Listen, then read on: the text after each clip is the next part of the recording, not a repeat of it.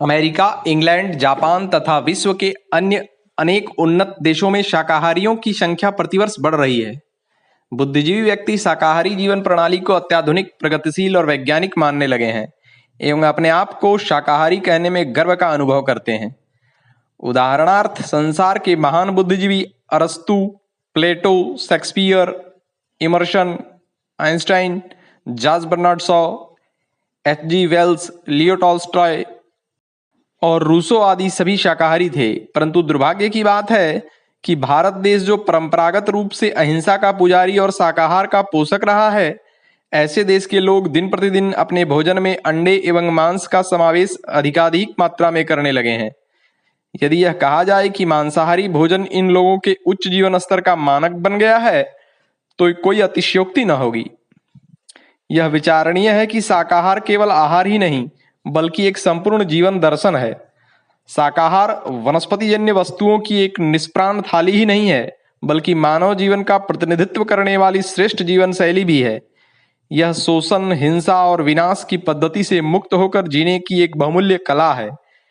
कभी यह हमारे राष्ट्रीय जीवन का एक अभिन्न अंग था, किंतु पश्चिम के संसर्ग के कारण, अंधानुकरण की भौतिकवादी प्रवृत्ति के कारण हम आज उसे भुला बैठे हैं और उसकी जगह हमने एक हिंसक, क्रूर और आमिष मूलक जीवन पद्धति को अपना लिया है।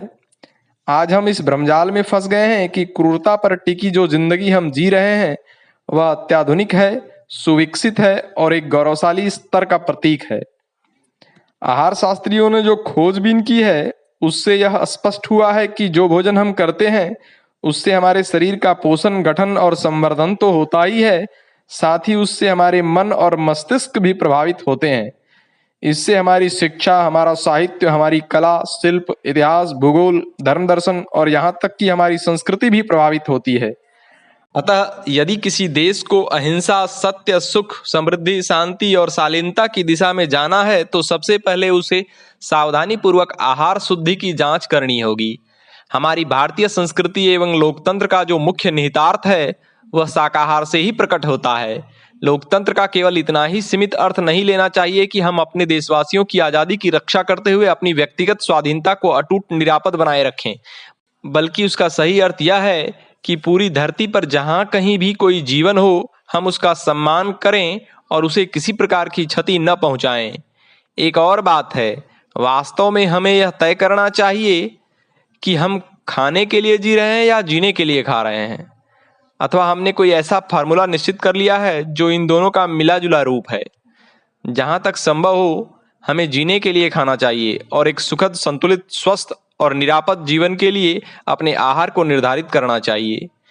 बीमारियों को जानबूझकर न्योता देना और फिर डॉक्टरों के द्वार खटखटाना या दूरदर्शिता को ताक पर रखकर अपने जीवन के अंतिम क्षणों में चीखते कराहते दम तोड़ना बुद्धिमानी नहीं है। सूझबूझ तो इसमें है कि हम प्रकृति के अनुरूप आहार चुनें, प्रकृति से तालमेल बनाएं और एक सुखी जीवन जीने का प्रयत्न करें। एक ऐसे जीवन के लिए जो प्रकृति को प्राकृतिक बना रहने दे और हमारी मौलिकताओं को बरकरार रखे। ओम।